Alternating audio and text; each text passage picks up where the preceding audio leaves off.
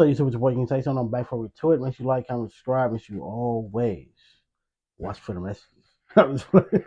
After Carti's 2018 album Die Lit went down as one of the most glazed trap albums in rap history, fans got on their knees and pleaded for Carti to drop again. After Carti dropped 2 projects back to back in 2017 and 2018, many people thought he would be coming back in 2019, but they forgot this is a man who loves to tease albums and never drop them. Despite making 2 classics, Carti would indulge in a legendary game of cat and mouse with his fans, edging them on for an excruciating 859 days, characterized by over 2 years of cryptic tweets, leaked snippets, and mostly silence from Carti. This would turn posts on Carti's subreddit from fan posts into group therapy sessions. The hype all began in July 2018, just 2 months after Die Lit dropped, when Carti teased a snippet called Cancun, and in it, he rubbed cash on his bare stomach whilst rapping "My Stummy Hurt," which would become an instant meme. By August, Carti finally gave his next project a name, Whole Lotta Red, his title being a nod to his blood ties and love of crimson-drenched lean. But Carti being Carti, dangled the album like a carrot, teasing unreleased tracks at shows and then vanishing again. Rumors would swirl, and based on those close to him, the album was due in 2019. The next month in April, a legendary song called Piss.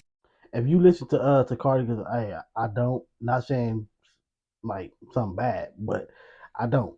So if you do, let me know what you like or love about his music, because his fan base is locked in for sure. Like Drake, uh J. Cole, NBA YoungBoy, just all the rest, and probably if not even more locked in. Pamper aka Kid Cudi, a collab with Young Nudie, would leak online. This one was a banger, mainly due to the hypnotic beat with an infectious sample and Carti's mesmerizing baby voice that he used on the track. Fans were desperate for this song, and an unofficial upload posted by a random person on Spotify would actually shoot to #1 on the viral charts. Ultimately though, the success of the leak may have destroyed chances of the song releasing officially, leading many to believe that Carti was forced to make numerous changes to his Whole Lotta Red album due to his intended songs circulating early. By late June, chaos erupted when 5 unreleased Playboi Carti tracks would mysteriously. How does a song get leaked anyway?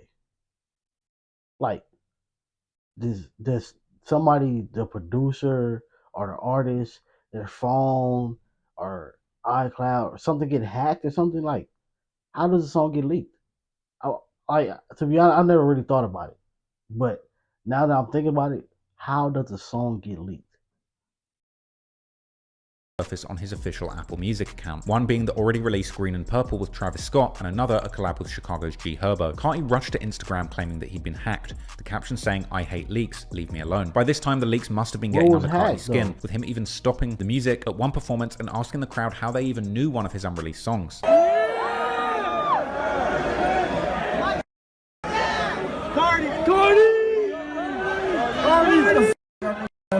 Apparently Carti thought he was playing unknown tracks, but was genuinely pissed off to find out on stage that the fans had already gotten hold of this song. These leaks weren't just early chances to hear songs, they were spoilers for this album that Carti was still working so hard on. Desperate to regain control, Carti took to the stage in Milwaukee that July to announce a featureless album release. I challenge y'all my 60 days.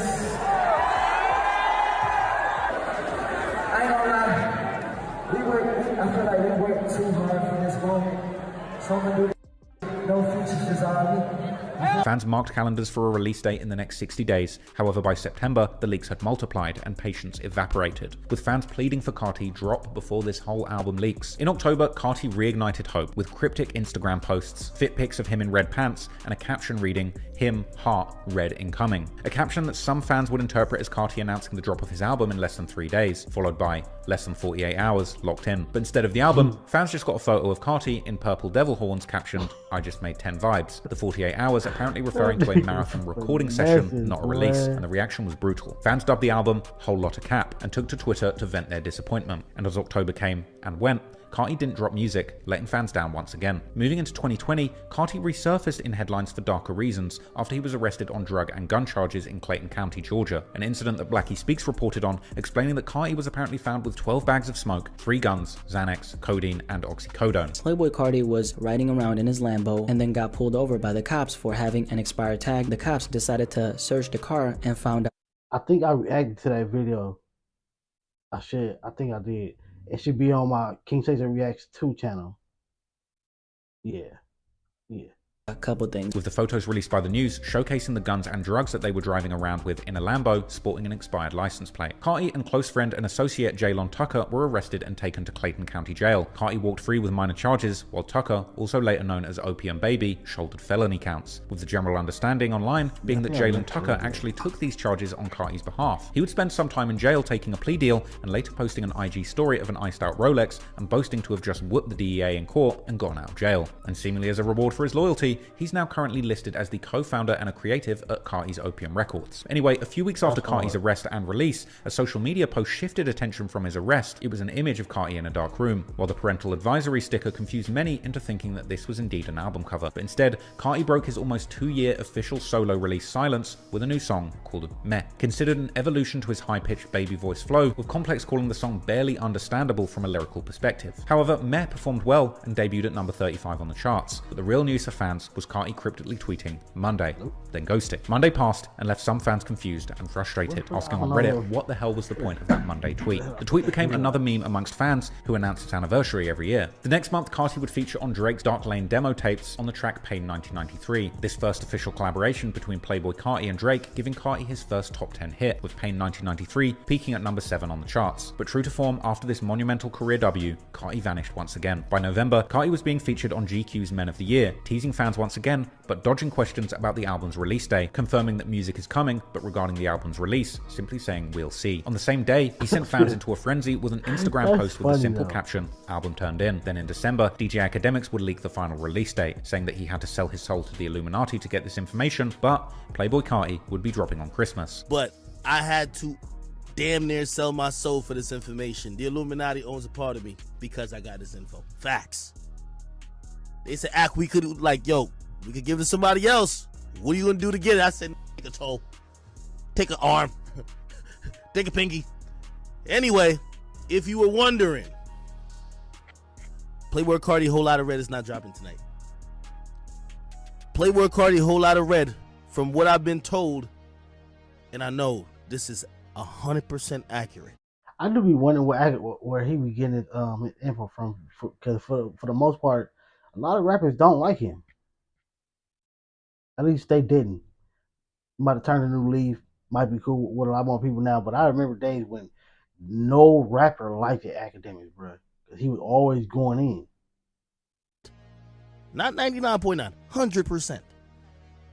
Playboi Carti Whole Lotta Red will be dropping on Christmas Day. And to his credit, Academics was dead right. 859 days after Die Lit released, on December the 25th, 2020, fans could finally breathe as Whole Lotta Red actually dropped, debuting at number 1 on the US Billboard 200 with a whopping 100,000 units sold in its first week. This became Carti's first US number 1 album debut, along with a slew of other individual songs that hit the charts too, and the album received mostly positive reviews. I, however, at the time, not truly understanding the genius behind Carti's punk trap movement, listened to the album once and decided to make a video absolutely trashing it. Ross, what are you doing? Damn. I'm just checking out that new Playboi Carti album. It's trash.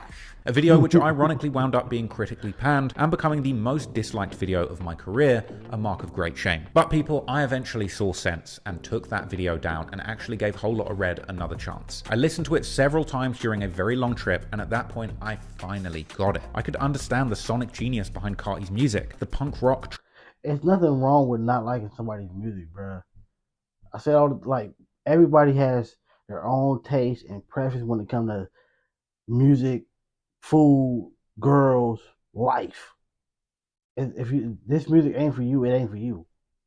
Like on my music react channel, if an artist does a feature with somebody, and the feature wasn't that good, I'm gonna say it wasn't for me. This ain't it for me. But if y'all like it, go watch it. Rap mashup that created a truly unique experience. At the time, I was looking for lyricism, a real story, and good songwriting. I was looking in the wrong place, because Carti's music doesn't provide any of those things. It's all about the vibes, the aura, the repeatability, and the energy that these songs give you when you. That's what it is for a lot of artists. They don't. Not saying Carti, because again, I don't listen to his music, but a lot of artists don't have no real talent. They're just able to make a good harmony with the beat and make a good catchy little saying in it, and then boom, they go up. They don't have nothing, no storytelling, no message, no motivation, no spirit, no nothing. It's just a vibe. That's it. Throw them on. It took me a few years to wake up to Carti's genius, but at the time, most other people with a little sense could see the greatness for what it was. Whole Lotta Red went on to be included in many year-end lists, but interestingly, the project also included more than anthems to mosh to. In fact, anyone listening and following the politics of the Atlanta streets could see that this was Carti's most lyrically deep album yet. At the time, many of these lyrics completely went over my head because I didn't know the extent of Carti's street ties, and I'd assumed his fashionable artistic persona didn't hit any form of street credentials. But how wrong I was. Because from the jump, Carti draws lines in the cement. Rockstar Made opens up with a venomous warning to rivals shouting out Homicide Gang and their hood shouting out Backstreet. On track 3, Stop Breathing, the most infamous song of the album, the entire song is an ode to Carti's gang members, as well as a brutal diss track aimed at then incarcerated ATL rapper Ola Runt and his henchman gang. Carti grieves his fallen friend and Homicide member Big Sosa, vowing revenge, and he then name drops jailed allies like Lil Tip, Migo Bliff, and members of the Homicide Gang, saying that he was outside sliding on the henchman. He would also shout out his blood affiliations and his affiliation with the Fives, before dropping a shocking lyric that he had apparently had Ola Runt stabbed in prison, allegedly by Migo Bliff. On track 4, called Bino, Carti doubles down. The song named after his alleged triggerman, the track is a red flag rallying cry, letting his ops know that they're upping the score. He would also shout out Homicide member Bino, saying that Bino is known for going crazy. Even track 15, Punk Monk, would reference the times that Carti was riding around with a gun looking to rob. Ain't that kind of a snitch though? That's kind of snitching though. Put it in a song that somebody goes crazy, because they doing that to with Dirk now. The person, I forgot who it was. But it's one of his homies. He's all in songs. He's always saying like, he's about that basically. And now they trying to say that this is his person who does all the hits for him. So, upcoming artists, pay attention to what you're saying. I know your homie might be active, but that don't mean you gotta say he's active in the song. Hey, say he's soft. Say he the weakest dude ever. And then when he go really doing the thing, if you gotta go to court, like what? Listen to my song. I said the homie was weak. I said the homie was turned down. He wouldn't do that.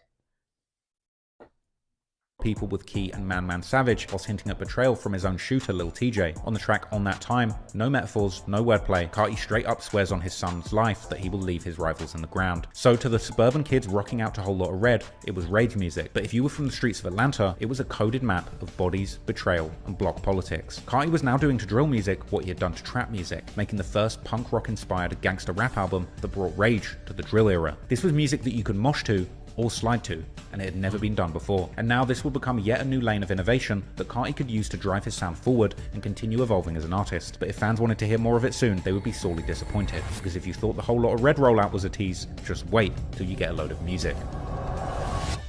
That nigga, boy. Hey, sometimes that's good though. Like, anticipation it means a lot, especially if you're making good quality music and your fan base is locked in.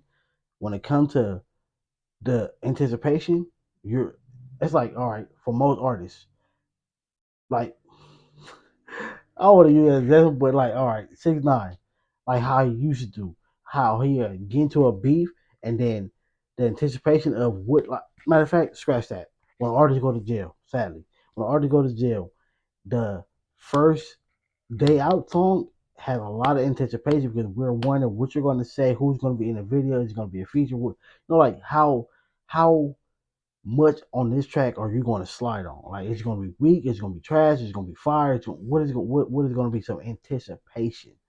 So him teasing like that, that's all it does. Build up the anticipation, make more and more people wonder when is it going to drop, and then when he drops it, they're going to eat it up because everybody wants to know what's up, who's on the feature, what is he saying, what's the vibe, what's your favorite song, what's the beat, you want to know everything. So therefore, that's why instantly. Smart man.